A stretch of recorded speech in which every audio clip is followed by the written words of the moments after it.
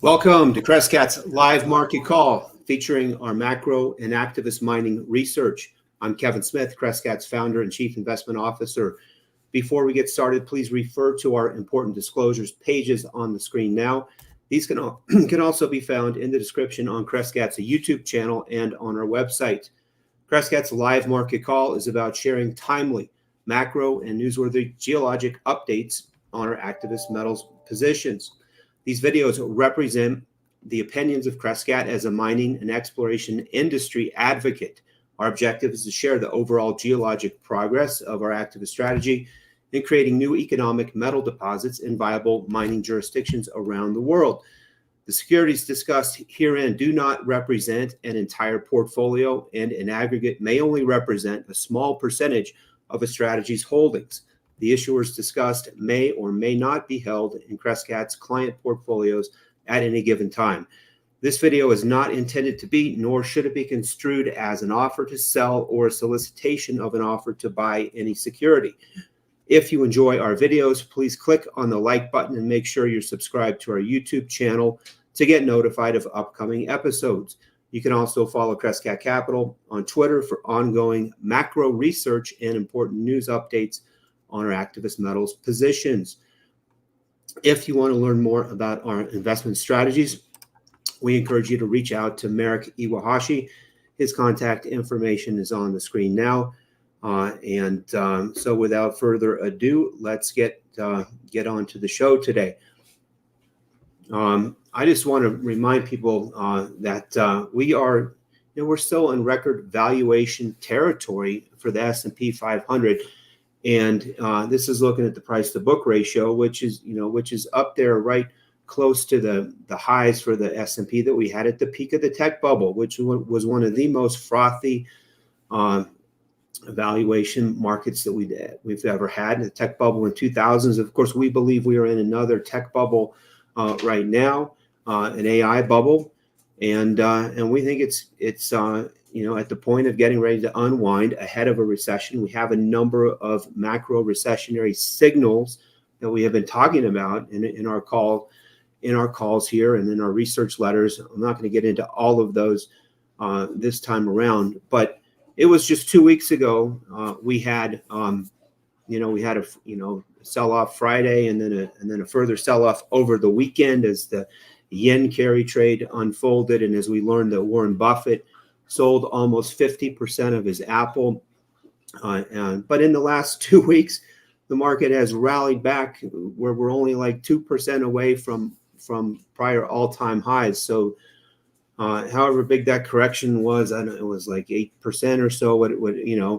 We're practically back up to all-time highs again, even though we had the 13F filings come out yesterday, and we saw that some of the well-known and smart hedge funds were actually net sellers of their Magnificent Seven stocks. We still had a broad retail investors just climb back in and buy the dip here, and personally, I think we are still at another historic, equity market top, especially for large cap growth stocks. But it's a broad stock market top here in the U.S. that we are only just back up here retesting. We still have a number of short positions in our global macro and long short funds to take advantage of this likely market correction ahead of a recession. It's not that we don't have a bunch of long positions too. We are positioned for the great rotation that we have been calling for some time, and it's finally starting to arrive, and you're starting to see some of that rotation, especially in the metals stocks. But let's go on to the next. One of the biggest risks in the marketplace today that we see is really this flow into passive investing strategies. This from B of A Global Research shows that since 2008, that passive index funds have had $4.9 trillion of net inflows, at the same time as actively managed funds have experienced a $2.6 trillion outflow. Back in the day of when index funds were first invented as an academic theory, that there would the whole idea behind them was that there's enough smart active managers out there doing the research, doing the due diligence, doing the fundamental and valuation analysis that that all that information is already going to be priced into stocks, and therefore a passive strategy can has a chance to be less costly and to outperform active managers. Well, since 2008,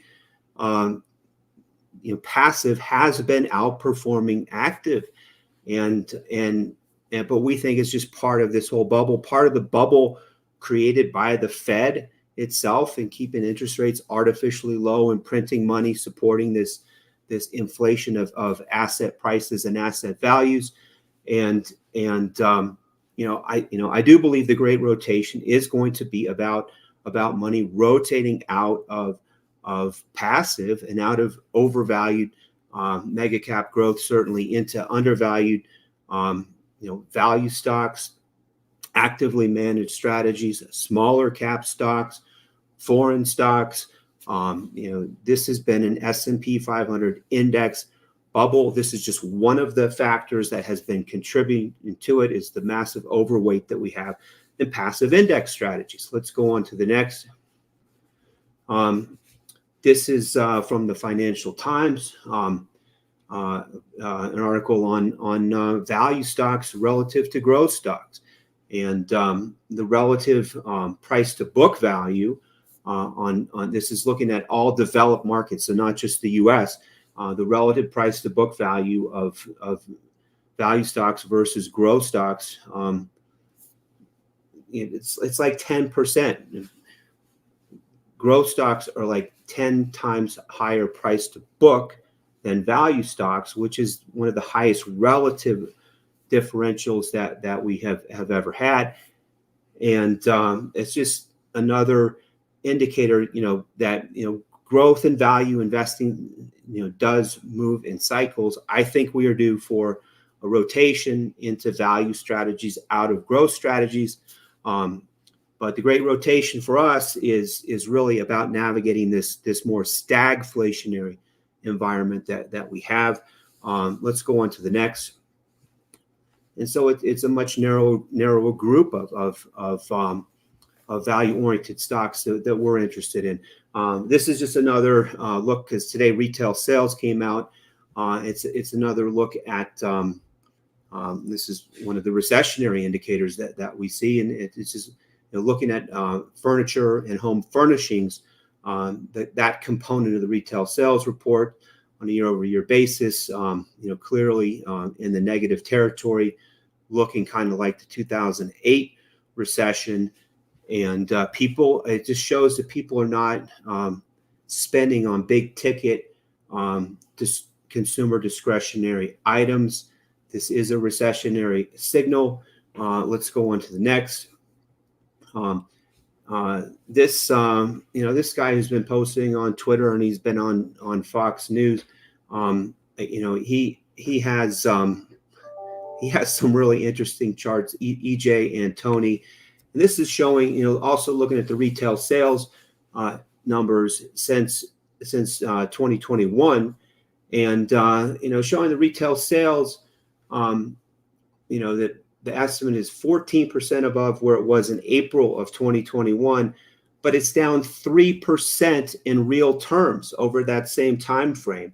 And so businesses are selling less stuff, but at much higher prices. This is just another picture of stagflation and this very unique stagflationary setup that we have for an oncoming recession.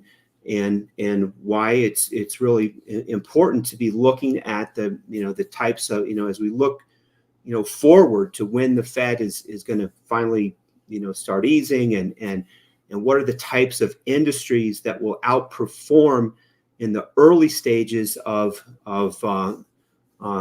coming out of a recession, which the market will discount even as we're going into the recession.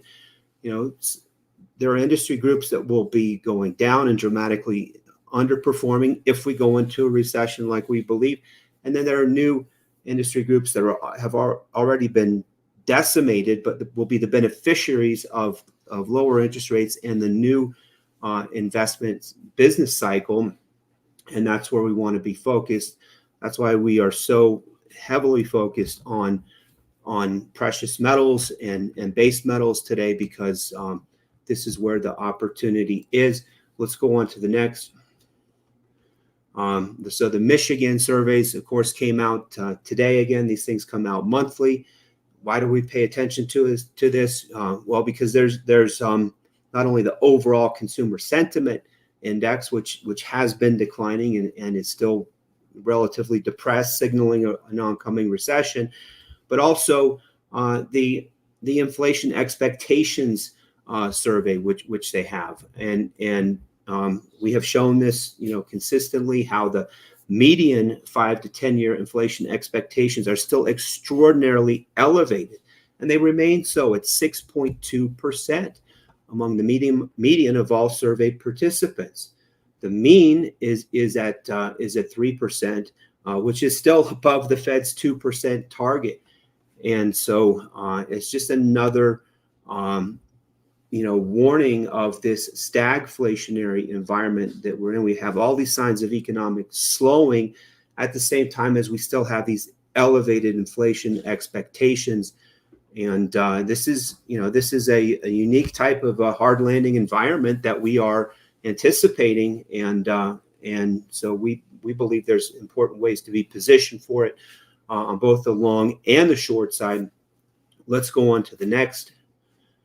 And why we are so focused on gold today, on precious metals, as well as industrial metals that favor the new EV trends and new green economy, solar panels. That's why we like silver so much, and copper, as well as gold. But this is. But look, we are focused. Gold for us, precious metals are a macro play, but because of the opportunity in the mining industry and how undervalued in our analysis so many of these companies are, this is why we decided to play this macro trend by starting a precious metals strategy, by partnering with Quentin to help us vet the companies in our portfolio, and we see the opportunity. We believe the deep value, high appreciation opportunity is really on the mining front, because that's where we can create the most value through discovery and through getting money to companies to make big discoveries in a diversified portfolio approach, where when we say at the beginning that we're an activist mining strategy, and we're going to share the good news and the bad news about our discoveries.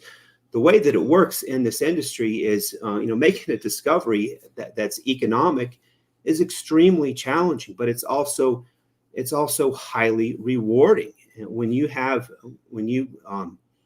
a company makes a big gold, silver, or copper discovery, it's hard, and yet that is where when you do make a discovery, that is where you catch that early stage of the Lassonde curve, and you can have 5, 10, 20 baggers, or even higher multiples than that. But if we invest in a portfolio of exploration opportunities and we're getting money to these companies to do the drilling, to make the discoveries, are all of our companies going to make discoveries? No, it is an extremely hard thing to do, and that's why the rewards for those companies that do make the discoveries can be extraordinary. But but there's a lot of risk too. And that's why it's important to do this in a portfolio approach and have an expert on our side, an industry veteran like Quentin, helping us to vet the different management teams and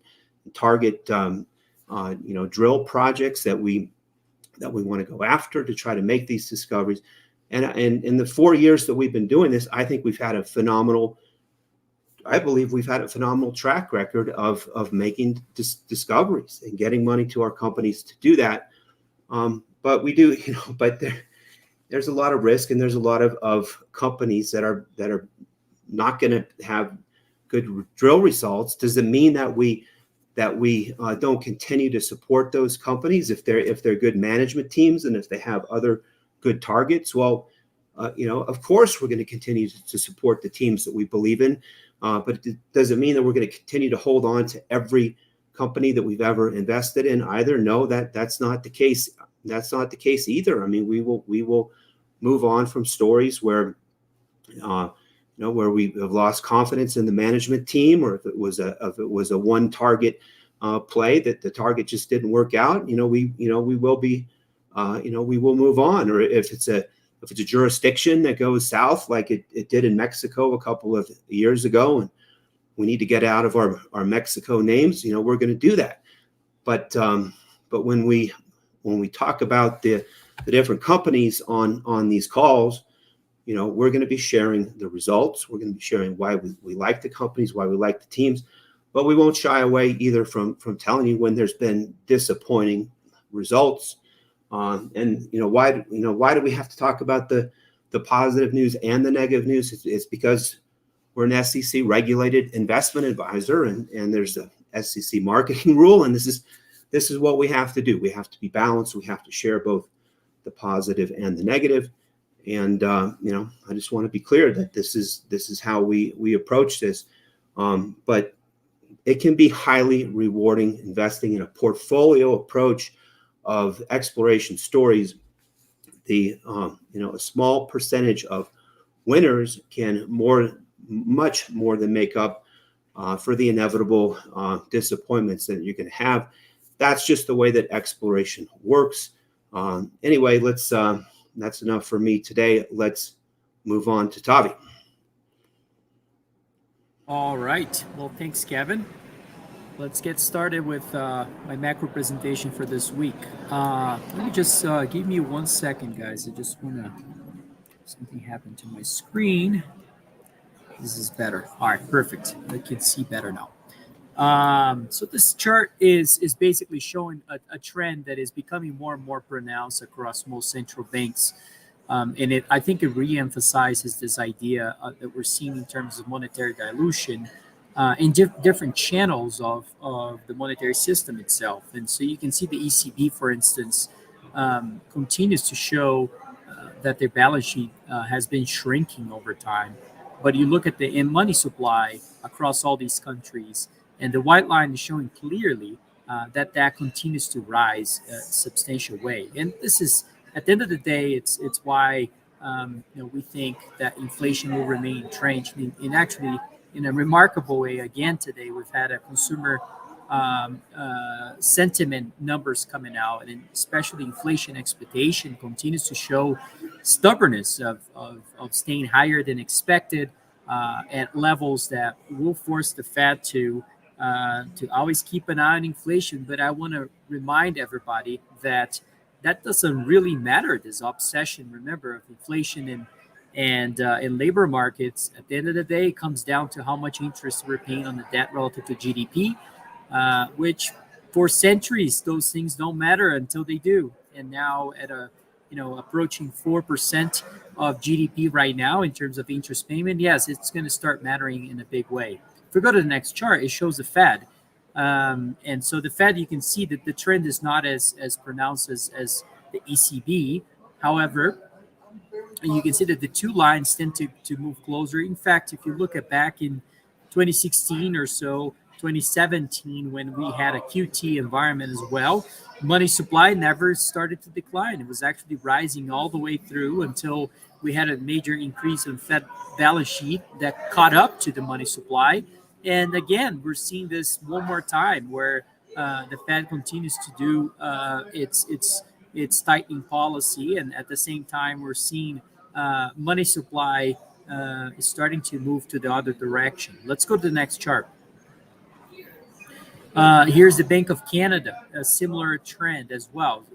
Probably money supply is even stronger, but notice that recently we've had a small increase here in the balance sheet of the Bank of Canada. So if you go to the next chart, I show the change of that in this chart, and you can see that it's actually the largest change all the way back to the COVID crisis. In other words, the Bank of Canada is already increasing the size of its balance sheet.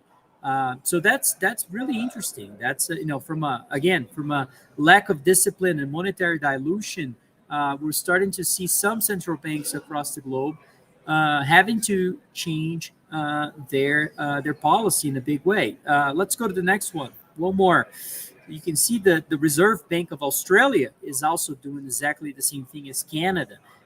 We also see this trend showing exactly the same idea. So the red line is the Central Bank of Australia, also shrinking their size of the balance sheet. You have the money supply continues to rise in a continuous manner, and that's no end on sight for these types of policies, in my view. Let's go to the next chart.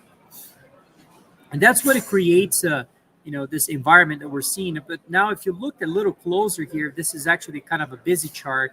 You can see a few different things. So first of all these lines are basically reflecting different interest rates across the European countries, and you can see Germany, you can see Spain, you can see Italy, you can see France, and those are all 10-year yields. And the red line is showing the ECB rates. And you can notice if you pay attention to the red line, you can see that this is the first time that the red line is actually above the 10-year yield across all these other interest rates. This is, again, it's showing if you thought that the U.S. had an inverted yield curve, here's the European countries. It's remarkable, actually. Let's go to the next chart because I think I break down to a little closer. Oh no, I don't have that. All right, well maybe I deleted. But this is all reflecting to the gold price. It's a clean breakout in gold prices today on a weekly chart. So you're looking at this on a weekly basis, and you can see we're breaking out today to new highs. Gold has probably made a lot of technical guys lose their jobs in the sense of people, basically calling for the top and calling for the end of this, and there is no end in sight. We keep moving higher. And so here it is, another record level for gold prices on the weekly chart. To me, this is a reflection. And by the way, if you go to the next chart, I think it's let's see where that there's some articles coming out because of these moves that we're seeing in precious metals, coming out and saying, "Oh, gold's run to record high may crimp demand." Well, I think that completely fails to understand what's going on in the world. I mean, this is clearly, I don't think people are really seeing what's happening with the Bank of Japan, or what's happening with the European central banks, what's happening with the Fed itself and other places as well. I mean, clearly we're not able to raise rates much further. If you're in a world where yield curve suppression is the name of the game, then you have to, basically reprice tangible assets at significantly higher levels. And so this is basically the reflection of that is what we're seeing in gold prices. And so I continue to think this is a secular movement for precious metals and not just the beginning. And in fact, if you go to the next chart, you can see the central banks. There's a reason why central banks have been buying. And by the way, central banks, if you think about their accumulation process, is not, the thought process behind it is not on a 20, 10, 15% or any percentage short-term appreciation. That is on the back of actually improving their monetary system and providing stability and providing an anchor to their currencies. And this is why we're seeing this, is because and by the way, it's interesting because if you go back to the 2012 era, 2010 era, I was just looking at a few of the the quotes from different central banks, including the ECB, including some other either Eastern central banks making fun of gold, and now seeing this chart of a very significant increase of assets. That is also very meaningful. And by the way, do the calculation: 291 tons of gold is really not that much, compared to the size of the global economy. Imagine what's happening on this globally. I think that's a bigger question, in my view. Anyways, let's go to the next chart. On the next chart is showing China importing silver like there's no tomorrow. Well, we know that silver, in terms of the demand for solar panels, used to be, from numbers that I've seen, less than 3% of the overall demand for silver. And over the last few years, we're seeing that actually exponentially grow. And I know China's initiatives towards solar panels, but it is also important to notice that silver is a monetary metal, and it is important to see countries like China. And by the way, again, if you look at the number itself, it's not a huge amount. It doesn't. But that's not the point. The point is that clearly these countries are starting to, they want to report these types of data points. And I'm not sure if this is a campaign against the dollar. Not here to make those types of statements, but to me is just more signs of a multipolar world that we're living, where other currencies are starting to become more relevant, and other central banks are wanting to also own other things outside of the dollar. And if that's the case, I guess commodities are going to become more and more geopolitically important in this world. Let's go to the next chart. And so, what caused the problem in the last few weeks? Well, it was the Bank of Japan raising rates by, can you see there, 0.25%.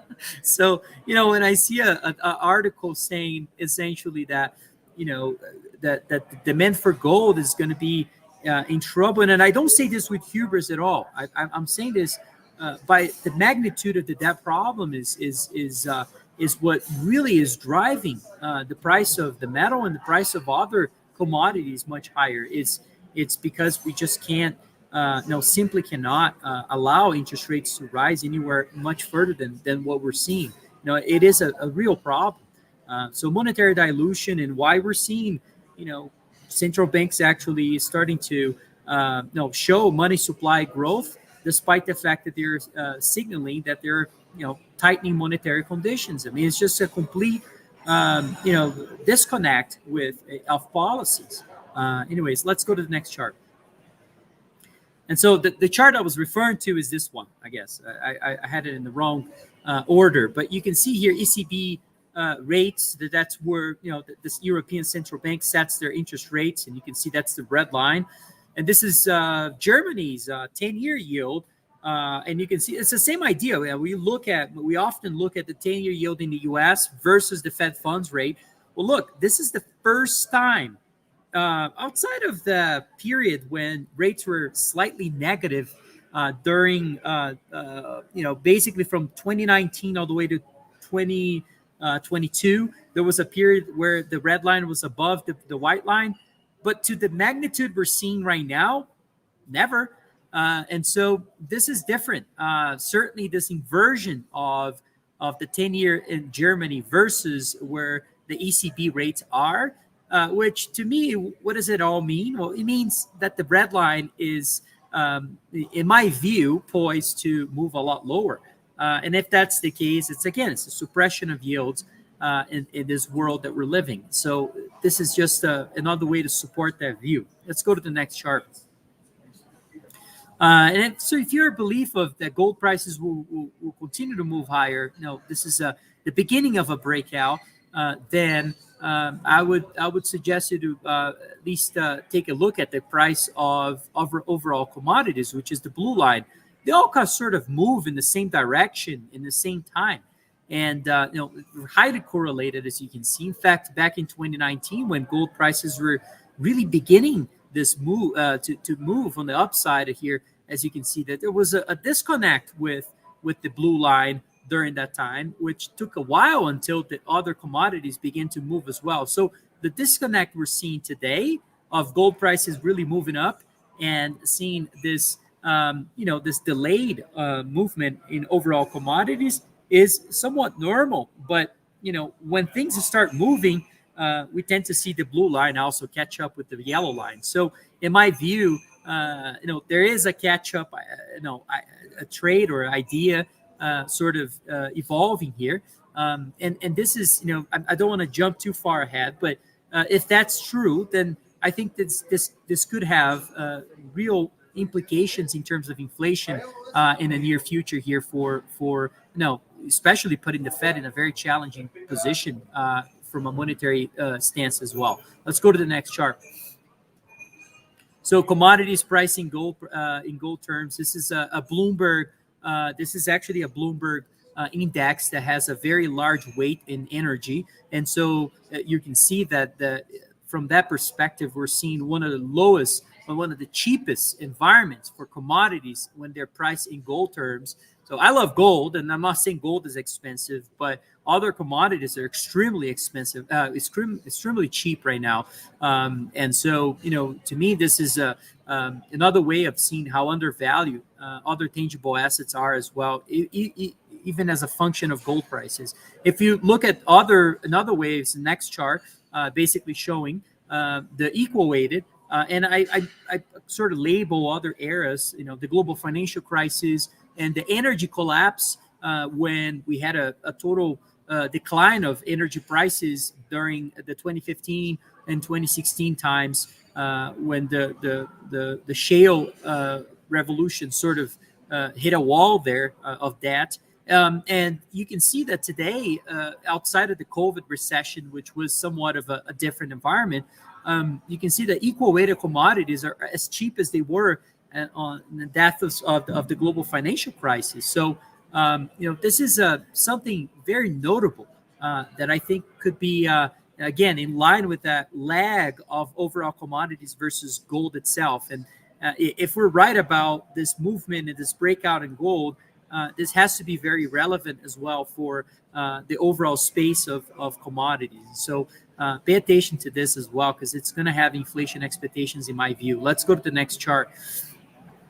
And so you can see here why are the miners not really moving just yet, right? I mean, we tend to see, so the first panel of this chart, you're looking at gold prices versus the Philadelphia index of gold and silver stocks in green. And, it's interesting because gold prices are continuing to make new highs, and we're still, well below the 2011 levels for the gold miners. But as you can see in this chart, when gold started to move back in the early 2000s, the green line really led the way almost, and had a lot more volatility, but also the returns are quite substantial during that time. And so, the question is, can we see something similar today? When gold gets unleashed as a secular bull market, you tend to see other things sort of, other dominoes to fall in the sense of other things tend to become sort of knock-on effects in the overall of a macro environment. And one of them is emerging markets. It's hard to see gold prices move up a lot, significantly without seeing emerging markets actually move in tandem. In fact, if you look at the second panel of this chart, I'm showing the Brazilian equity market versus the gold price. And it is remarkable. Again, it's the same. It's almost like the same chart with the miners. And so we just really have not seen the true capital that we tend to see during the gold secular bull market really come in yet to all these other knock-on trades. The miners, the overall commodities, the emerging markets. Kevin was showing the flows, the passive flows of foreign markets versus U.S. market. All these things, they're all kind of tied up, and we just haven't seen that happen just yet. Everyone is looking at the gold price and not really buying into the beginning of a secular bull market. And to me, the signs are there, and all these other indices and other industries and other markets are yet to follow the gold price. And to me, that's where the opportunity really is. If you look at a chart of the, and by the way, the green line you're looking at above, it's really the big miners, the large miners, not the smaller ones that Crescat is mostly invested, which have lagged even further, and in my view, provide even more of a catch-up potential to the upside here, as we if we confirm that this gold secular bull market has truly begun. And to me, the signs are all on the wall. But let's go to the next chart. And you can see here this rotation Kevin's referring to. This chart, I think, shows that in a very clear manner as well. The white line is showing the energy and materials weight in the S&P 500. Those are sort of the natural resource sectors in the markets. And then the red line is showing the information technology weight, that we are retesting the levels that we saw back in the peak of the tech bubble. And so, money will flow out of these things and then go back into the white line, out of the red line. Would it surprise you if you see that again? No, back in the early 2008, late or early 2009, we saw the rotation out of the white line and into the red line.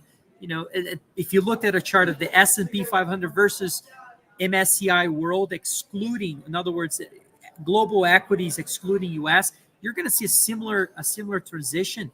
And so again, these things are all sort of tied up in the same idea. So we just haven't seen the capital really flow back into all these other ideas. Gold has been the only one that has really seen the inflows, and I think that's just emotion now, and we're probably going to see all these things starting to move ahead as well. Let's go to the next chart.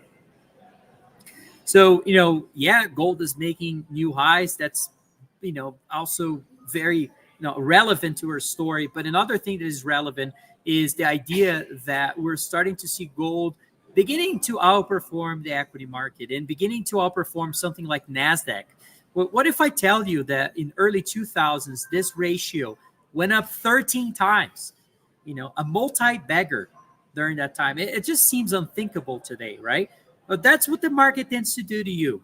Those unthinkable things tend to unfold a lot of times. And I do think we're kind of on the verge of this ratio breaking out as well. And you can see the same thing happening with the S&P 500. You can look at the gold to the S&P equal weighted index. And in fact, if you want to look for a leading indicator, in my view, look at the gold price versus the Russell 2000. I think that's a great leading indicator. The Russell 2000 is a good reflection of the overall economy. And by the way, we've done a very deep analysis of yield curve inversions.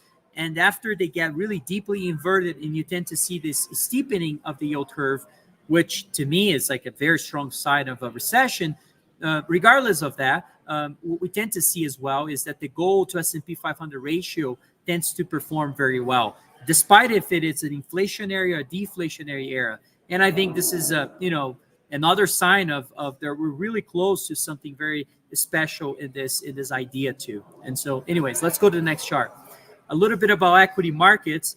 This is a great chart by Alpine Macro. And I think they do great macro work, by the way, those guys. Although we may have a few different opinions and things, they do some great work. And this is a great chart that basically shows, prior bubbles and prior periods when we had different markets that went, ahead of themselves. And clearly, the Magnificent Seven has shown to be something very similar. Look at the, one interesting one is not only the NASDAQ 100 in the early 2000s or late 90s, but also look at the U.S. home price back in the early 2000s all the way 2005, which you can barely see there. The line of today kind of dwarfs everything else, but it puts it into perspective that these flows are just unsustainable in my view. And it creates other opportunities when things sort of heat their peak as well. And I think we're getting close to something along those lines. Anyways, let's go to the next chart. I'll keep it short here now. And another one is this one. That to me is the U.S. CAPE ratio. For those who don't know, this chart is looking at the price versus a cyclically adjusted earnings So it's not just the PE ratio. It's you take 10 years of data, and you look at the at those earnings, and you take an average of those earnings, and so over 10 years, and so it reduces a little bit of that cyclicality that we tend to see, and so you can smooth out and look at over a long period. So this is going back to the 1800s. Funny enough, back in the 1929 era, this indicator was showing, was around between 30 and 35, as you can see here. We're actually higher than those levels. Back in 1929, that was the peak of a bubble. Back in early 2000s, that was also the peak of a bubble. But today it's not. Today it's just it's just a normal thing, I guess, for a lot of people. To me, it's a sign of a bubble too. I just don't see how you keep inflating these things forward. I don't understand what the risk profile of investing in something along investing in this blue line just seems to me to completely outweigh the reward. And but that's my 2 cents on this. I don't know if this is my last. I agree, Tavi. When prices are elevated for so long, when valuations are elevated for so long, people get used to it and they think that it's normal, but this is not normal. And this shows that this is not normal. It's been not normal for a long time, and that's why it's so frustrating to be a value manager and to have some short positions that aren't always working. But we got to, it's okay to to say that we think something is a bubble when we have evidence to show that it is. I mean, it's okay, and we're not giving up on calling this thing a bubble. Sorry, folks. Well, I think it's extremely difficult to have discipline, and this chart is something that helps you to, yeah, that was a bubble in 1929. That was a bubble in the early 2000s. How is it not a bubble today? So, ask yourself. I think it's a very simple exercise that everybody should do. By the way, this chart has been well known. Everybody has access to this. Just type on Google Cape ratio Schiller, and Yale University will provide that to you. And by the way, my apologies for Yale University that I should have the source there. This was a chart I put up to get very very fast. And it's from Yale University, just providing the source here, and Robert Schiller, which is the professor who came up with the idea of this chart. Anyways, let's go to the next chart now. But I think I'm done. Am I done? Looks like it. So pass it on to Quentin. Let me add the stage here. There you go. You go on, Quentin. All right. Thanks, guys. I spend a lot of my time on the weekends farting around looking at YouTube videos, and one of the things I've been watching lately are these guys who basically refine gold in their garage, and it's pretty cool. Like I'm not encouraging anybody to play with dangerous chemicals here, by the way, but there's a lot of folks who now have developed I shouldn't say developed. They've decided to adopt and learn the skill of refining precious metals, and they're making cool little bars of gold and silver and stuff. You can watch these videos all day long. They're just absolutely enthralling to watch some guy in his garage dissolve, old jewelry or computer parts or something, and then create a gold bar like this. But this guy, I think he calls himself lithic gold or something like that. Anyway, he makes some of the coolest bars I've seen on the internet. He gets this really detailed patterns through careful use of a blowtorch when the gold is solidifying. Anyway, I thought I'd put this up as a start for my presentation this week, because I want to talk. I'm going to kind of stick to this plan of doing more geology stuff. Okay, I'm going to be the counterbalance for the two guys above here, and talk more and more about geology and particular gold and stuff like that. So this week the topic is gold. Gold just hit $2,500 on the spot market. Basically, it's at its all-time high right now. It's a delight to be given the video here. It kind of feels like that time we did a video. What was it? I think late February or early March, right before PDAC, when everything started to move, turn around. It's kind of one of those days. You got to enjoy them when you get them, right? Anyway, let's go to the next site. So today what I'm going to talk about is a subject. I actually talked a little bit about this a few months ago, but it's about gold in the world, on Earth. And then we're going to find out how, like, just the basics, the nuts and bolts about how gold, which is very, very scarce, gets concentrated into ore that we can mine. Okay, so we're going to talk a little bit about this today. I figure, it doesn't hurt to give a little educational component to our videos here, especially with a lot of gold enthusiasts who like to watch. Look, these are clipped out of various USGS papers and materials off the internet. I think some of it's even out of NOAA or something like that. But okay, so the abundance of gold in Earth's crust is stated up in that abstract up at the top. You can see that Earth's crust contains in the range any rock you pick up. This is any rock you can find, on the ground, somewhere between about 0.001 and 0.006 parts per million. That's the same thing as saying 1 to 6 parts per billion. Okay, so and that's by weight. Okay, so basically one piece of weight of gold for every billion pieces of other stuff that's in the rock. It's a pretty small amount, right? That's a very, very, very small amount. On average, there's probably about 1.5 to 2 parts per billion in Earth's crust. So you take the whole thing. What we're standing on here on the continents, as well as the crust underneath the ocean and so forth. If you kind of put it all in a basket and average it out, it probably comes around two parts per billion. We'll call it. Now, you say, oh, that's not much, and it isn't much, okay? And yet we have gold, like the bar I showed earlier. We're able to find places where gold has been concentrated and mine them. Okay, that's pretty remarkable. If you think about just the absolute minute amount of gold that's present in the rocks on Earth, that it can get concentrated through physical processes into a form that we can, more readily harvest it. That's nothing short of a miracle. The way I put gold in particular is it's almost like it's fighting entropy. Okay, everything about gold and gold mining and everything, it's just like a giant battle against entropy. Entropy is the second law of thermodynamics.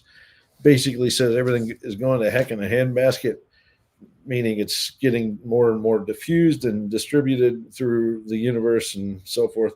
But yet we have these wonderful things that happen seemingly at random on Earth, that work in the exact opposite direction. And that includes people going out and harvesting gold and then making gold bars like we showed. All right, so gold is a fight against entropy, in my view. Okay, so where's most of the gold on Earth? You know what? Most of it's in the core. Okay, the core is made out of iron and nickel and a few other heavy metals. It formed early on in Earth's history. The heaviest metals settled down to the absolute center of the Earth. Of course, the core's got a solid part and a liquid part.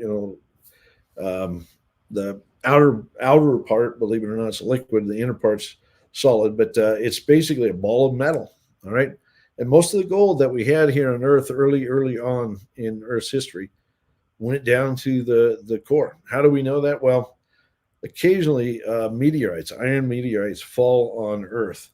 And iron meteorites are basically a proxy. They're this, pieces of a core of a planet that once existed here in the solar system, got busted up, probably for various reasons, collisions, we'll say. And the little pieces of that planet ended up flying around. Some of them have landed here on Earth, and we can actually take iron meteorites and we can analyze them. And we find that frequently the content of gold in iron meteorites is quite high compared to, say, the crust. Okay, it's often, you know, 0.x ppm up to maybe 10 ppm. All right, you can see in the red circle down there, pretty broad range, but you know the values are, say, 1,000 times higher in general than you'd find in continental crust, or, you know, like 2 ppb, it's 2 ppm, right? So it's 1,000 times higher. Most of the gold, therefore, is down in the core. Okay, but that's not available. That's not available to us. It's not available to the processes. Most of the processes here on Earth that can bring gold together and form a gold deposit. All right, it's locked up. It's locked up way down there in the core. Now, in seawater, there's actually a bit of gold. Okay, now I've talked about this before, but I'll reiterate. Look, it's actually quite difficult to estimate exactly how much there's. I've seen on the low end 4 parts per trillion, estimated up to maybe 20 parts per trillion. In this little item on the right-hand side here, I found a quote on the internet that says there's about 10 parts per trillion. We'll call it close enough for rocket science. Uh, 10 parts per trillion, holy guacamole, that's like way less than a part per billion. Okay, there's 1,000 parts per trillion and a part per billion. So we're talking about something even smaller here. We're talking about very minute quantities. And yeah, seawater has a bit of gold. Now, it doesn't sound like it's that important, but if you look at the oceans and how much gold is probably in inventory in all of seawater around the Earth, it's a crazy amount. It's something like 20 million tons of gold. I mean, it's bizarre that the sea is just that big. It's bizarre to think that there's like 20 million tons of gold out there in ocean water. But there is, and as a frame of reference here, on Earth, as humans, we mined maybe, a little over 200,000 tons of gold throughout human history, right? But anyway, so that gives you a little context about where gold is. Really, the only gold that's available for the geologic processes that I'm going to talk about is the stuff in Earth's crust, so 2 parts per billion, or maybe sometimes in seawater too, the 10 part per trillion. Okay, let's go to the next slide. Okay, so we got to take that gold, that very minute amount of gold, either in the crust or in ocean water, and we've got to upgrade it. We got to do something to produce gold ores. Okay, now open pit ores of gold, 0.5 gram, it's low. It sounds very low, and it is low. In fact, there are even pits lower than that, quite frankly. I think Paracatu in Brazil is 0.35 or 0.4 gram. Fort Knox, I believe, is even down in that range too. So there's some very low grade gold ores that we mine as humans in this day and age. Okay, but I put 0.5 as a low bar, but that's whatever. It's close enough. And then we have occasional places where there's very high grades. Okay, even mines occasionally, very rare unicorn deposits where gold might be 100 grams per ton. Okay, the Hishikari deposit over in Japan, on Kyushu, for probably the first 5 or 10 years of production out of that mine, the head grade was about 85 or 90 grams per ton gold, like almost 3 ounces per ton. There's 31.1 grams in a troy ounce, by the way. So, very high grades can be had in gold ores in places. Meikle deposit in Nevada. I believe Meikle had a lot of places where the grade was, hovering around 100 grams per ton, 100 ppm, in other words. Okay, so we got to do something to get the gold in the very diffuse form and concentrate it to a much higher grade. What do we do? Let's go to the next slide. Yes, this is the boring geology lecture for the week. Yes. Okay, so we're going to talk briefly in a very general sense about the processes that concentrate gold, or I should say move and concentrate. So sometimes you have to move it as well as concentrate it to produce an ore body. All right. So there's physical processes, and look, usually with physical processes, you're actually talking about pre-existing gold, like gold particles that are simply moved either by fluid, like streams and currents and stuff, or by wind, even in rare cases. But you can then concentrate particles of gold through, because of its density in, using gravity. You can make placer deposits or paleoplacer deposits. I'm not going to talk too much about that today, but there is ability to concentrate gold through physical processes. We'll leave it at that. That's just a blanket statement. Physical processes can be quite important. In fact, they can be very important in places. There's been a lot of alluvial gold or placer gold produced over human history. But where I want to draw your attention more so is over here on the right. Okay, the more common means that we have on Earth, or that Mother Nature has on Earth, is using chemical processes to concentrate gold. Okay, now one of those chemical means is to actually transport gold in solution. In other words, in aqueous solutions, water. So it has to be dissolved. You say, well, I've always been told gold doesn't dissolve. Gold's, resistant to corrosion. It is by and large, but there are certain conditions. There are certain conditions, and they can be found in nature, where gold can come in contact with other compounds or elements out there and actually go into solution in fluids.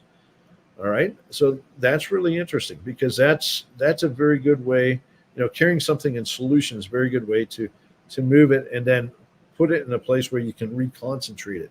And that's what we need. Now, what kind of fluids are there out in the world? Okay, there's a spectrum of fluids on Earth that, that some of which we know. Obviously, there's oceans and streams and rivers and such. But what I'm talking about is fluid in the ground.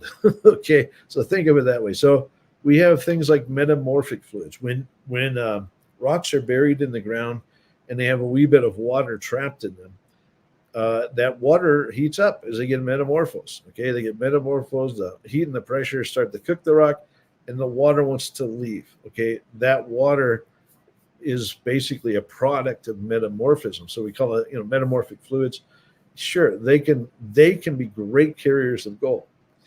Another one is igneous rocks. So sometimes when rocks, even metamorphic rocks, when they get buried a bit deeper and they start to melt, okay, and they have water in them, that water can actually stay in the magma. It stays in the molten rock that forms down in the ground.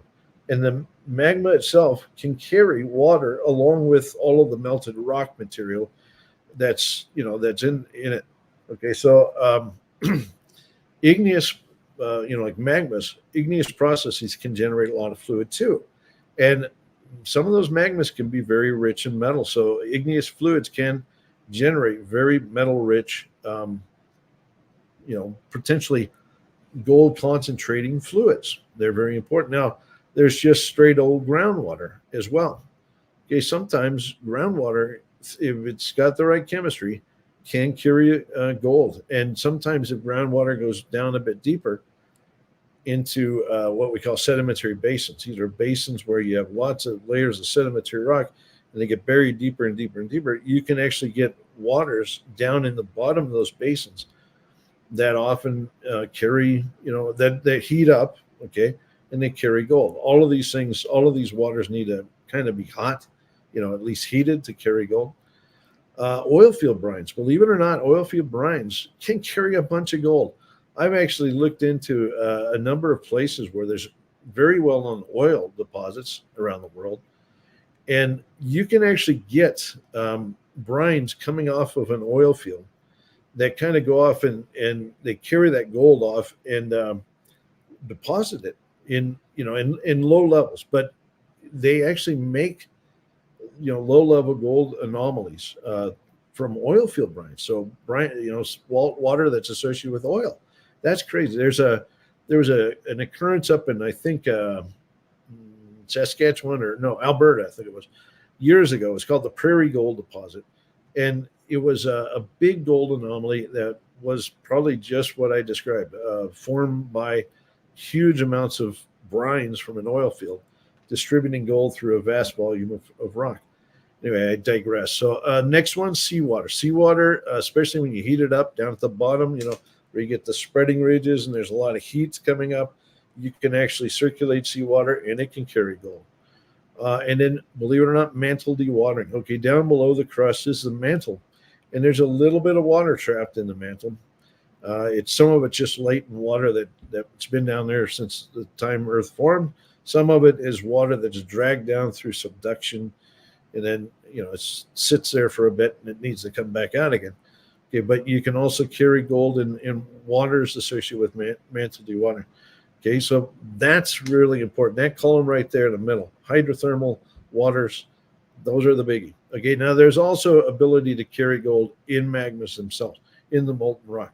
You get things like sulfide melts where you get a lot of sulfur and it grabs other metals like iron and copper, nickel and stuff.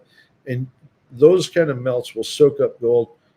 Oftentimes, like in places like Sudbury, Ontario, you see a gold component in the nickel ores there because the gold got caught up in the sulfide melts. Another one, silicate melts. There are certain melts that we'll call it are just rock, like they're material that makes up the crust and stuff like this, but they have a bit of a unique chemistry. Now, why do I bring this up? Well, think about our reduced intrusions, okay, up in the Yukon.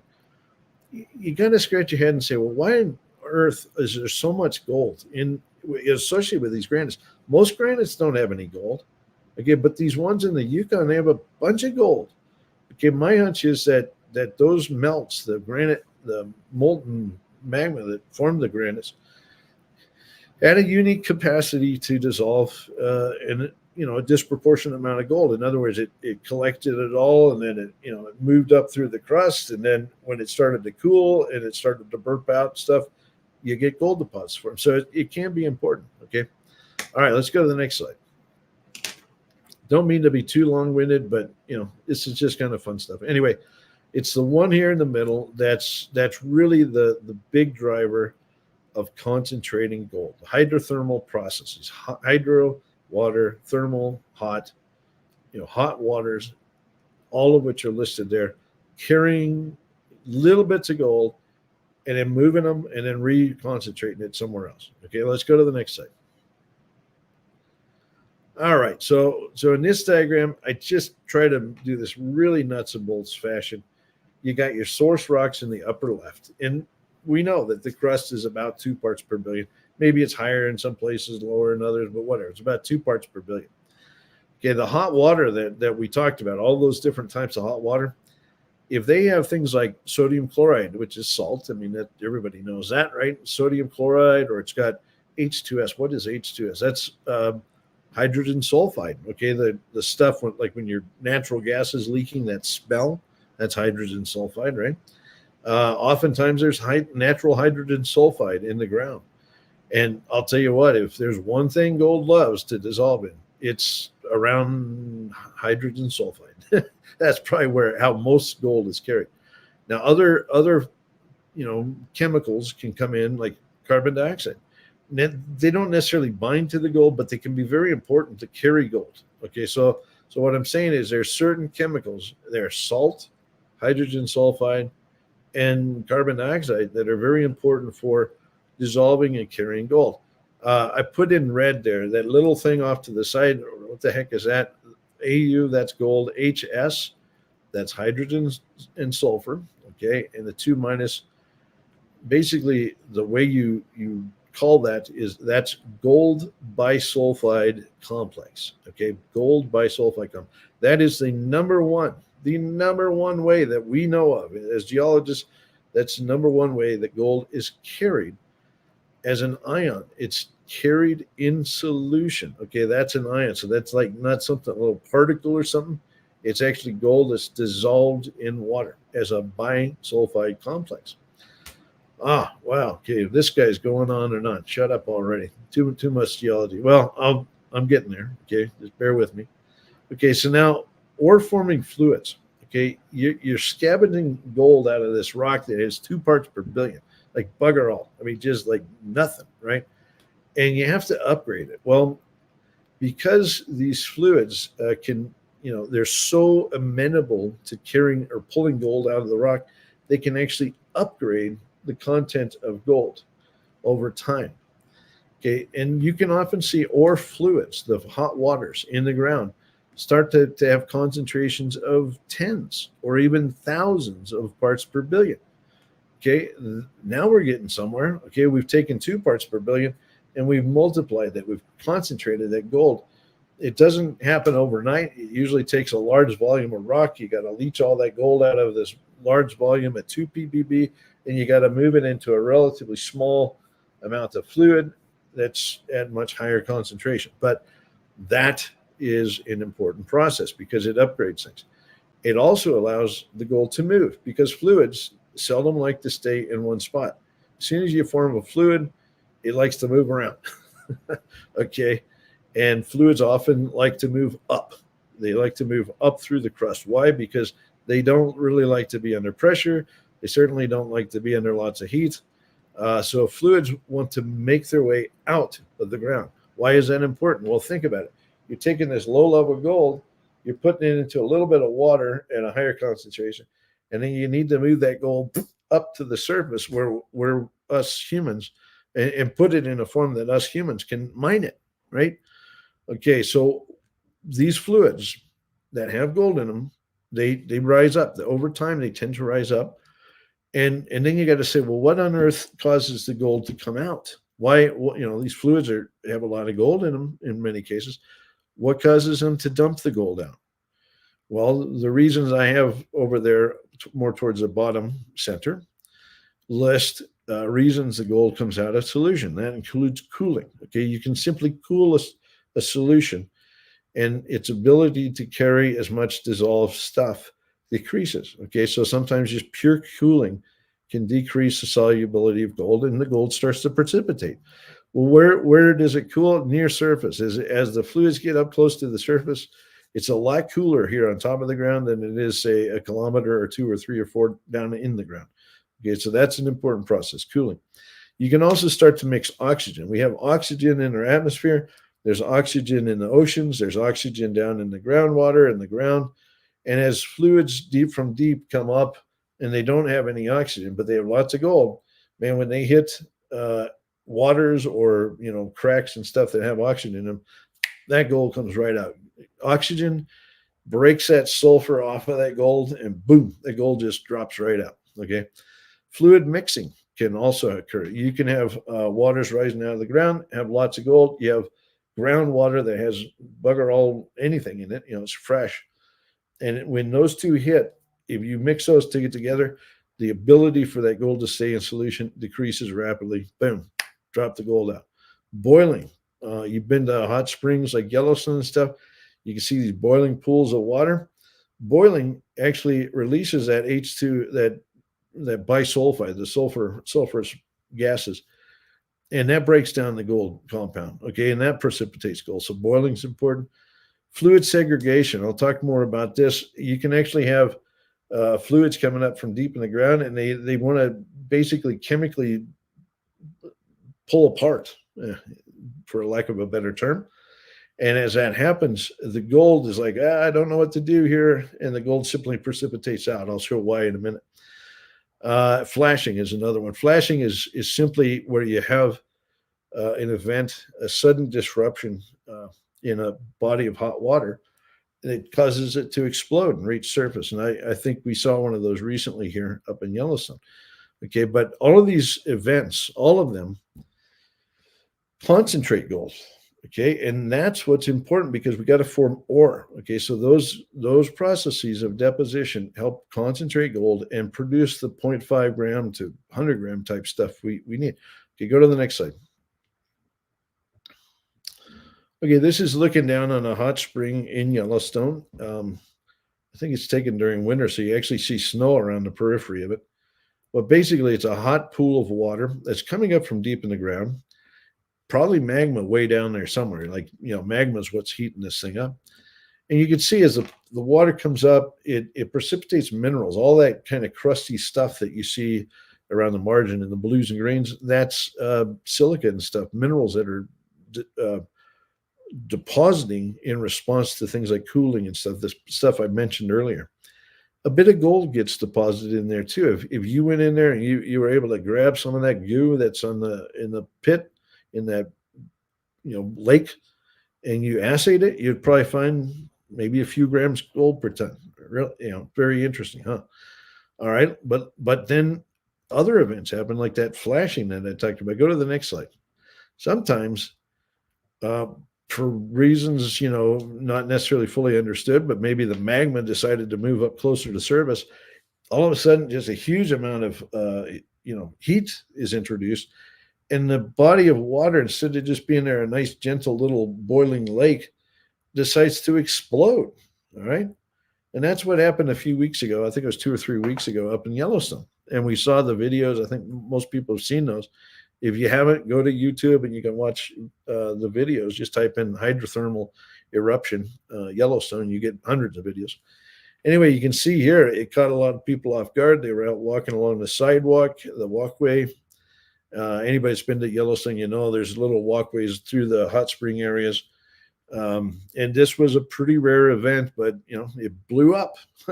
It blew up. Now, what I would ask you to cast your eye on, see how dark color that stuff coming out of the ground is? That's kind of interesting, isn't it? And then look over here after the explosion. The ranger and whatnot, they're walking around on the boardwalk there. A lot of dark stuff. Isn't that interesting? Well, guess what? I bet you if you grab that stuff and you assayed it, you'd probably find out there's high-grade gold in there. Now everybody's going to say, pack the bags, kids. We're going to Yellowstone. But this is how high-grade gold can form, okay? When you get flashing events like this where there's a sudden change in the chemistry and the properties of hot water that has a lot of gold in it, that gold will just precipitate super fast. I mean, it is so fast, it's spooky. The gold literally just like it precipitates spontaneously along with other things like quartz silica. Okay. Well, these kind of events are super duper important. What you're looking at right here is the formation of a gold deposit. And I guarantee you there's gold in there. In fact, I think I've even seen somewhere recently here where somebody did get some of that material and assayed it. Sure enough, there's gold in there. There was a thing in New Zealand that erupted, the Champagne Pool. When that sucker blew up, they went in. It was at night, fortunately, when the thing blew up, so nobody's killed. But they went in and they scraped the mud, that came out of this thing, and they assayed it, and it was coming back like hundreds of grams per ton gold. I kid you not. So those guys are walking on a fortune right there. All right, let's go to the next slide. These are pictures of rock samples. You can get these off the internet, but if you type in Sleeper Gold Mine, okay, Sleeper Gold Mine was a very famous gold mine in Nevada. It was one of these hot springs. It's very old hot spring. It was several million years ago, probably 8 million years ago. But through the processes of eruption, okay, repeated eruptions like we saw there at Yellowstone, the geyser vent deposited layers and layers and layers of gold in this thing. And these photographs here are basically of rocks that were produced by those eruptions. And where I've got the green arrows, that yellowish shiny stuff, that is gold. Okay, so you can see like in the bottom image there, you can see there's bands of gold. And that gray stuff, or that blackish gray stuff, that's fine silica. So muddy stuff. Like if you were around when that rock formed through an eruption and you could reach down, it would have been hot, so you don't want to touch it, but whatever. If you could reach down on a plate, it would be like Play-Doh or something. It'd be gooey, like chewing gum. Okay, but over time, it hardens and it solidifies and turns into a proper rock. But you can see, I mean, how beautiful is that? That is nature at its finest. Okay, nature has taken 2 parts per billion gold from someplace way down in the crust, through hot waters. It scavenged that gold, brought it up to surface through hydrothermal eruptions. It's produced gold, like metallic gold, lots of free gold. That's incredible. I mean, think of the odds against that happening, but it does. It happens. Let's go to the next slide. A few years ago, I worked, I remember Eric Sprott emailed me he actually called me, I guess, first. Called me. I was in Perth, Australia, and he said, you're in Australia, right? And I said, yeah. He said, can you fly over and look at this little mine called Fosterville? And I'm like, oh my God. Because Fosterville had been a dog for years. Okay. Now I I had seen they had started releasing high grade results like a month or two before he called me. Anyway, I said, sure, Eric, I'll get on a plane, go over there. But I was ready to be disappointed. I was ready to see just, a little pod or something high grade, and they're not much more. Okay. But when I got there, I went underground, and as soon as I saw the first stope, I was like, holy bazingas. These guys are at the very tippy top of a zone of flashing, or a zone of an epizonal orogenic gold. A mouthful, I know. But basically, they're at the top of a zone within the crust where there was a very, very unique event happen where a crack opened up and let fluids rush out really quickly. And those fluids happen to have water and carbon dioxide. So this diagram kind of shows, okay, water and carbon dioxide. So down deep in the crust, the water and the carbon dioxide are together. They're actually bound up together. Like if you had a glass full of this stuff, you wouldn't be able to see the two. They'd be all mixed together as one liquid. But boy, when an earthquake happens and it lets that water up real fast, the water and the CO2 start to separate like spontaneously, almost like the flashing that we saw at Yellowstone. It is that fast. It's just super fast, like jet speed fast. And as a product of that, the gold, which is as a bullet bisulfide, breaks down really, really quickly. Why? Because, first of all, the sulfur is no longer under pressure, so it wants to leave the gold for that reason. But it's also because the carbon dioxide quickly converts to carbonic acid, and the pH of the fluid shifts very abruptly, so that the gold doesn't stay in solution. It just, boom, it drops right out.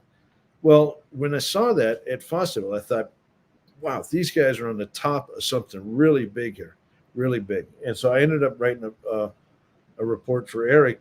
He was trying to buy shares from Luxor or somebody. And I said, yeah, buy with both fists. Buy. Anyway, that one ended well. And it was because I was basically at the top of that yellow squiggle you see there. Okay. I could tell that we were in a really unique environment where the gold had precipitated spontaneously. Go to the next slide. Wait, what was your sentence of Peyton Manning? I don't.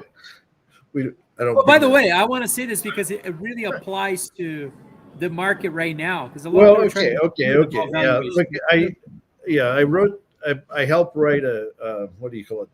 The DD report for Kirkland to take over Newmarket. And everybody was sweating bullets. I mean, everybody, because it was a pretty high price and the market was kind of soft and everybody's like, how do we pay $1 billion for, I said, look, my confidence in Fosterville was like 110%. Okay. But I put in the last sentence, I said, here in Denver, everybody remembers Peyton Manning won the Super Bowl, but nobody remembers what they paid Peyton Manning. Okay. In other words, don't worry about it. Okay. Just do the deal. And the deal happened. It happened, and it was all a good outcome. But whatever. Same like today, right? Anyway, this is the kind of gold that you can get out of this kind of event. Okay, this is some of that high grade gold. In fact, I got to see, like, I was one of the first people to see all this stuff coming out of the ground. It was unbelievable to be like right front and center watching these drill core coming out. But this is the kind of gold you can get through rapid fluid separation, dumping out gold there. I mean, just incredible high grade. And that's beautiful. Okay, so go to the next slide. Look, I'm not taking a huge amount of time today, but I will continue discussions like this going forward. And one of the things I want to talk about, lead into, is how we form what we call pyritic gold ores. Okay, Tavi's brought up the fact that some gold ores are free milling; they're easy to get the gold out of, and then there's refractory gold ores too. And I want to talk about that. It'll be in maybe next week or sometime in the not too distant future. Okay, so I'll leave you. That's my cliffhanger for today. Go to the next slide. Look, there's only 3 updates. Let's go. Go to the next slide. The first one is Goliath announcing some visuals out of, I think it was 4 drill holes at this Treasure Island target, which is part of the Gold Digger property, way up to the north end. So you can see a little red star towards the top of the image. That's near Stewart, okay, which is probably like 40, 50 kilometers, I think, north of Kitsault. And Sure Bet, where they've been drilling for years now, is down there towards the south, more close to Kitsault. But they've tested this target at Treasure Island, and they came away with some really interesting visuals this week. All right, so one of those, I want to talk about the visuals. Go to the next slide. Yeah, this is basically a little window that's of rock sticking out through the glacier. There's a lot of glacier here, guys. Just the heads up, okay?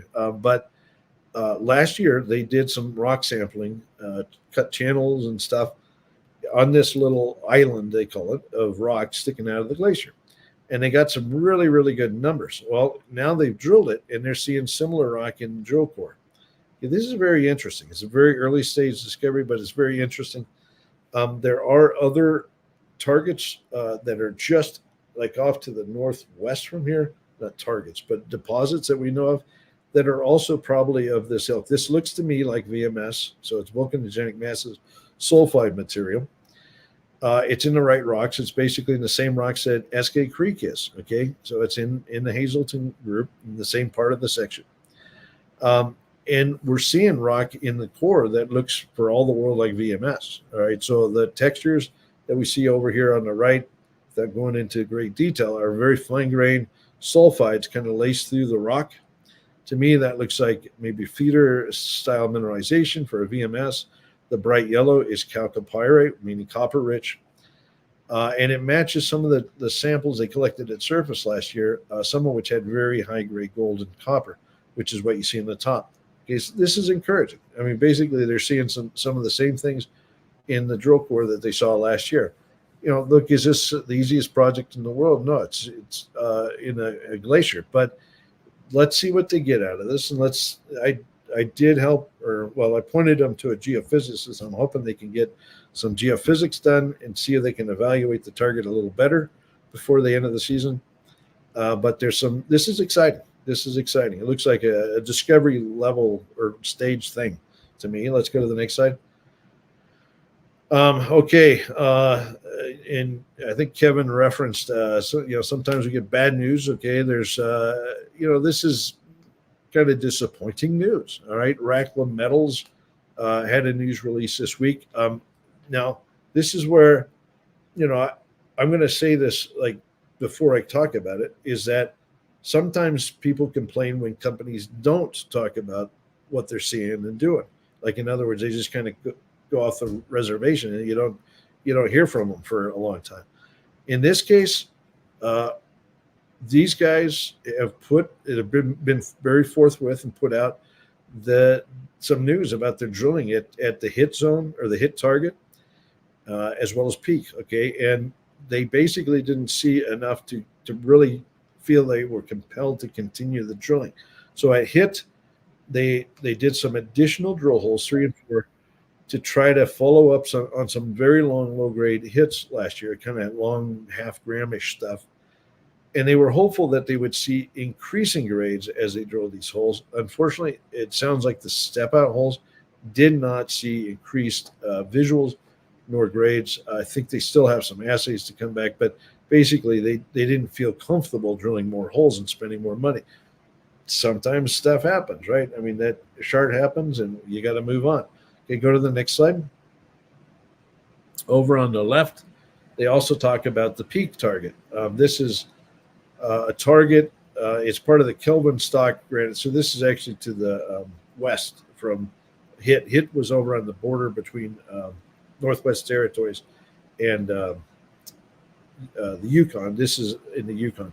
Anyway, at peak, there was a lot of carapace, basically a roof of sedimentary rock over a granite, but there's a lot of gold leaking out of this thing. And these guys were trying to test down through that sediment to see if they could find the sheeted veins going down into the granite.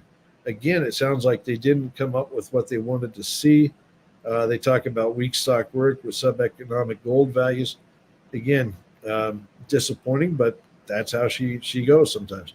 Let's see. The next update over here on the right is about where they're continuing work. Okay, so I emailed Simon straight after. I said, are you just throwing in the towel? Oh no, by no means. We actually have more work going, and it's outlined here. So basically, they're working at the CERC target, which is near peak or part of peak program, and they're going to follow up there because there was a lot of gold in talus finds there. They're also doing soil sampling on some new targets, black and flat. That's outlined in the middle there. Those are further south from HIT, so more over towards the Northwest Territories. And then they've also added this grad property, which is 60 kilometers southeast of APC, so the peak area. But this is a brand new target. Okay, so these guys haven't given up. They're just moving on to new targets. That's what you have to do sometimes as an exploration company. All right, go to the next slide. I think I got just 2 or 3 more slides. Okay, Novo. Again, disclaimer, I'm co-chairman of Novo. We have a number of tenements in what we call the East Pilbara. So this is the east half of the region that we've been exploring for quite some time now. We have had to work with, diligently work with the Aboriginals in this area to get access to work on these targets. But we've done that recently, and we're trying to follow up on these because these are pretty high quality targets for us that we haven't been able to advance. But the bamboo and Marauga targets I'll talk about briefly here. The Marauga target in particular it yielded some incredible samples a couple of years ago. We didn't really have a chance to talk about them at that time because we had to go through the native title stuff. But basically, look, there were some really remarkable grades came out. 15-gram gold, 10 kilos silver in a sample, very high base metals, copper, lead, zinc. Wow, what is this? Okay, let's talk about it more. Go to the next slide.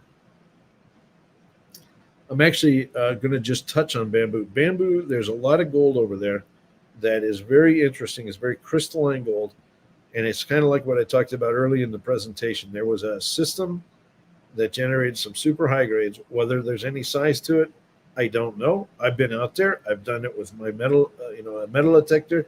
I know there's a lot of little crystals of gold coming out. There's a picture in the news release of a hand holding a bunch of gold. That's my hand. Okay, it's an interesting target, but I'm not staking my life on it. But we're going to do some work over there to figure out, or see if we can figure out where that gold's coming from.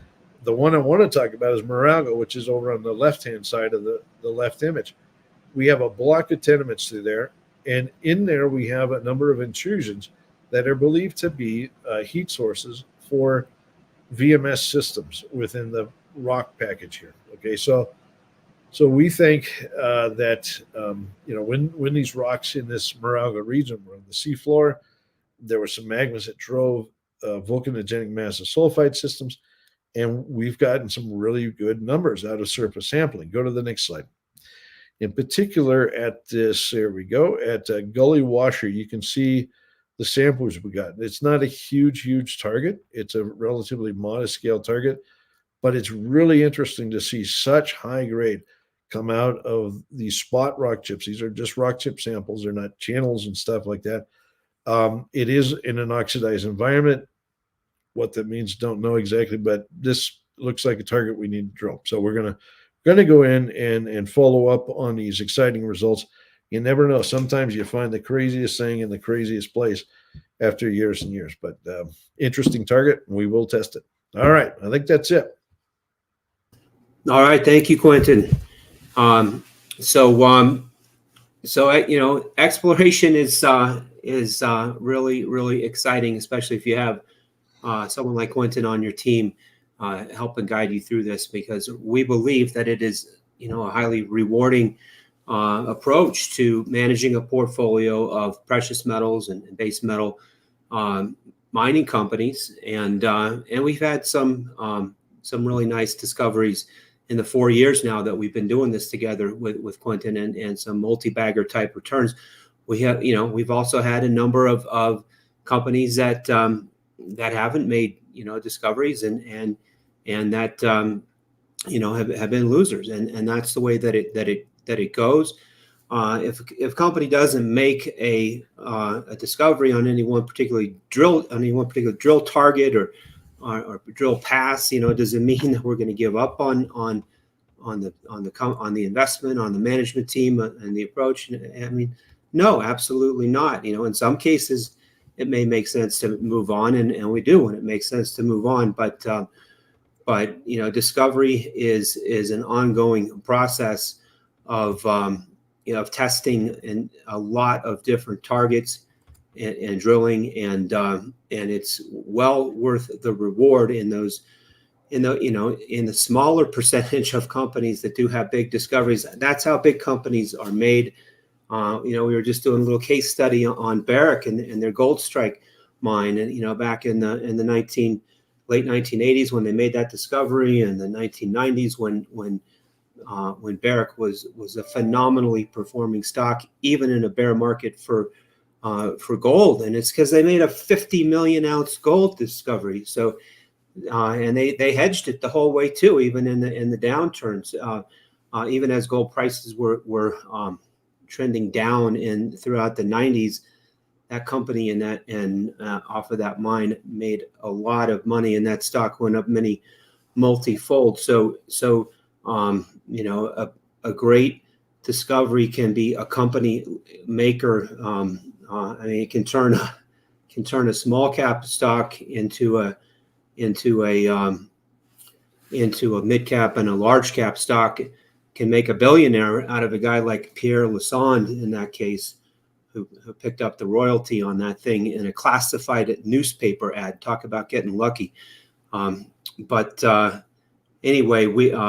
this is why we're focused on a portfolio approach, because we have over 70 different companies that we're invested in, and over 50% of our companies have made bona fide discoveries using Newmont's criteria of at least 3 or more 100 gram meter intercepts on a gold equivalent basis.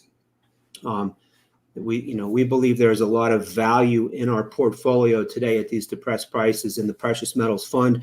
This is also the largest long sleeve. Our activist metal strategy is the largest long sleeve of our global macro and long short funds.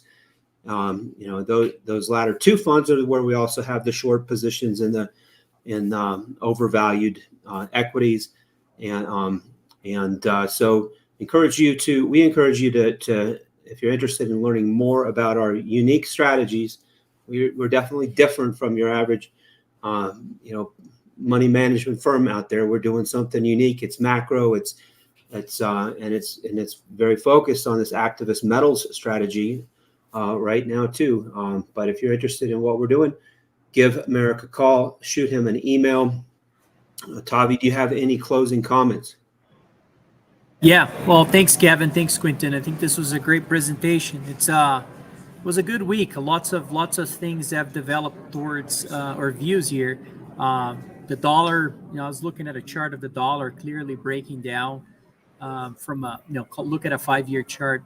I'll put out that on Twitter as well. But it's definitely breaking down. I'm referring to DXY, which is dollar versus other fiat currencies. We wrote a letter about this, and honestly, I actually think this is a long-term trend. I don't think this is a short-term trend. Second thing is gold breaking out, making new highs. That's very important for this industry, and this is what solidifies the entire thesis. Yield curve steepening. Pay attention to that. The number came out and of consumer sentiment. We saw inflation expectation being higher than expected, and the yield curve inverted actually after that, and now it's steepening again. So it's always important to pay attention to the yield curve. There's one thing. Imagine going to a doctor and asking for a diagnosis of your body. Well, that's the yield curve does for the economy. So pay very close attention to that. Gold stocks are starting to move as well. Look at a lot of the high quality exploration names are definitely moving more than the GDX and GDXJs of the world. And lastly is emerging markets is starting to perform well too. We had a big, significant sell-off recently in emerging markets, and to me, not my view. I've always been of the opinion that this rotation will also benefit things outside of the U.S. and I do think that those sell-offs are, in my view, opportunities. And so see again, emerging markets returning. So anyways, if you have questions about Crescat, I definitely suggest you to speak with Merrick. The phone number is on the screen. You can also contact him by email.